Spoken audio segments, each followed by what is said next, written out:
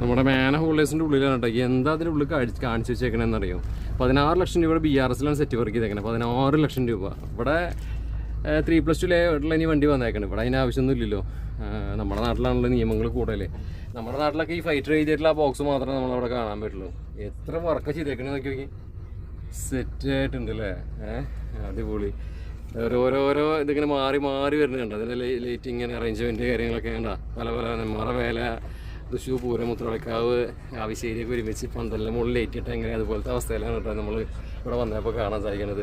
ഈ side berth കാര്യങ്ങളൊക്കെ നോക്കിയാൽ അതിൻ്റെ മുകളിലൊക്കെ നമുക്കിങ്ങനെ ലൈറ്റിങ് ഇങ്ങനെ പോയിക്കൊണ്ടിരിക്കുന്നുണ്ട്. ഇത് ഞാൻ കുറച്ച് നേരത്തെ എടുക്കുന്ന സമയത്ത് ഫുള്ള് വേറൊരു തീമായിരുന്നു കേട്ടോ. ഇപ്പോൾ വേറൊരു തീമാണ് വന്നുകൊണ്ടിരിക്കുന്നത്.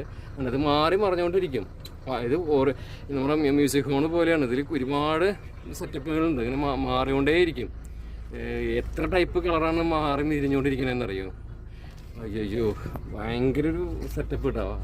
16 ലക്ഷത്തിൻ്റെ ലൈറ്റിന് മാത്രം 6 ലക്ഷം, 10 ലക്ഷത്തോളം സൗണ്ട് എന്നാണ് പറഞ്ഞത്. ഇതിൽ സൗണ്ട് വെച്ചിട്ടില്ല.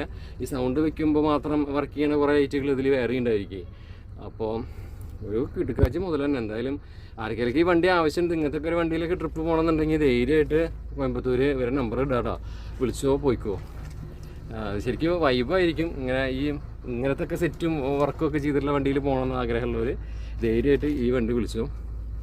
അമ്മാതിരി വർക്കുകളാണ് ഇതിൽ ചെയ്ത് വെച്ചേക്കണവർ. ഒരു രക്ഷയില്ലാത്ത വർക്കാണ്. അത് ഇങ്ങനെ മാറിക്കൊണ്ടിരിക്കുകയാണ്. ഇതിൽ ഓരോ സംഭവമായിട്ട് ഫുള്ളിങ്ങനെ മൊത്തം മാറ്റങ്ങളാണ്. ഇപ്പോൾ വേറൊരു തീമിലേക്ക് കടന്നു. ഇതിലൊക്കെ ഉണ്ട്, ഇവിടെയൊക്കെ ഉണ്ട് കേട്ടോ. ഇതിലെല്ലാം ഉണ്ട്.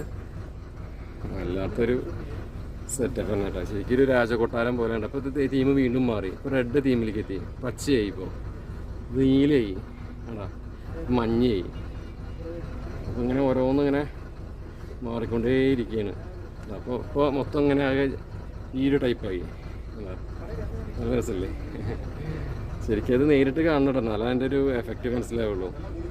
ലൈറ്റപ്പ് എന്തായാലും എടുക്കാഴ്ച ചെയ്ത് രാത്രിയൊക്കെ പോകുമ്പോൾ ശരിക്കും പറഞ്ഞാൽ ആ ഭാഗം ഫുള്ള് എന്താ പറയുക, വെളിച്ചം കൊണ്ട് ആറാടുന്ന എനിക്ക് തോന്നണത്.